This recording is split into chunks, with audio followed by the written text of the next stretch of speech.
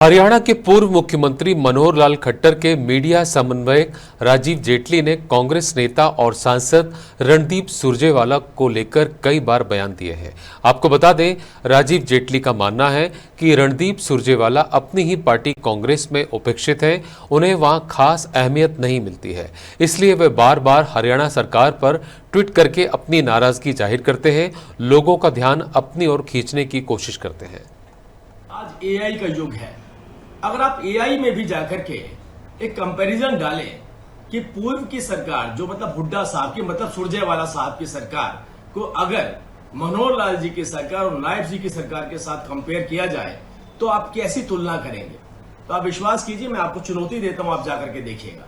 उसमें साफ लिखा है कि पूर्व की सरकार के अंदर गैंगस्टर हरियाणा के अंदर सरकारी संरक्षण प्राप्त थे, लेकिन जब मनोहर लाल जी की सरकार आई उसके बाद हमने एसटीएफ लगाया, यूएपीए लगाया, गैंगस्टरों का सफाया किया।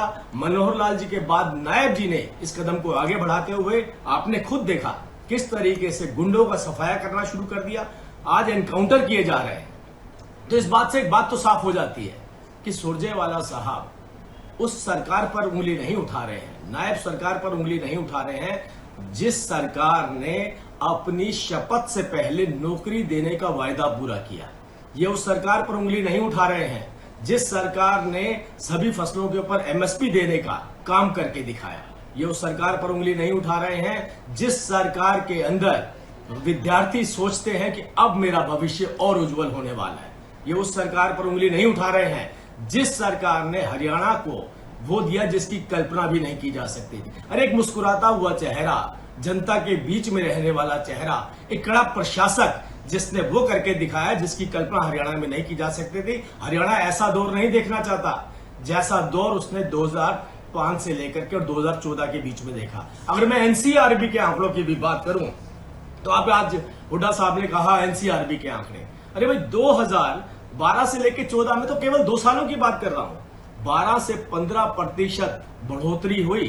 किसके अंदर? हत्याओं के अंदर, लूट के अंदर। लेकिन उन किसी जिनके साथ लूट की जाती थी, हत्या की जाती थी, उनके तो केस भी दर्ज नहीं होते थे।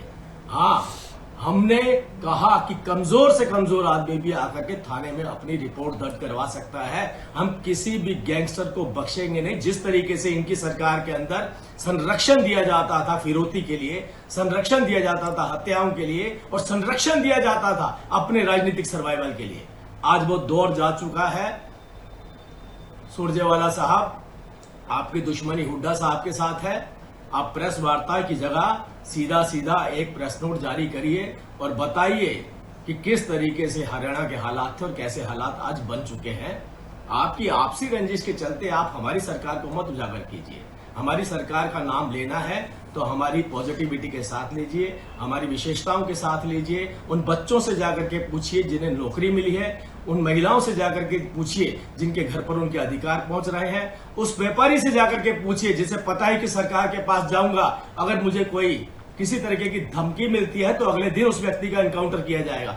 वो लोग आपको बेहतर जवाब दे पाएंगे। आपकी आपसी लड़ाई आप आपस में निपटिए। भारतीय जनता पार्टी की ईमानदार, पारदर्शी और मुस्कुराते हुए चेहरे वाली सरकार के ऊपर उंगली उठाना बंद करें।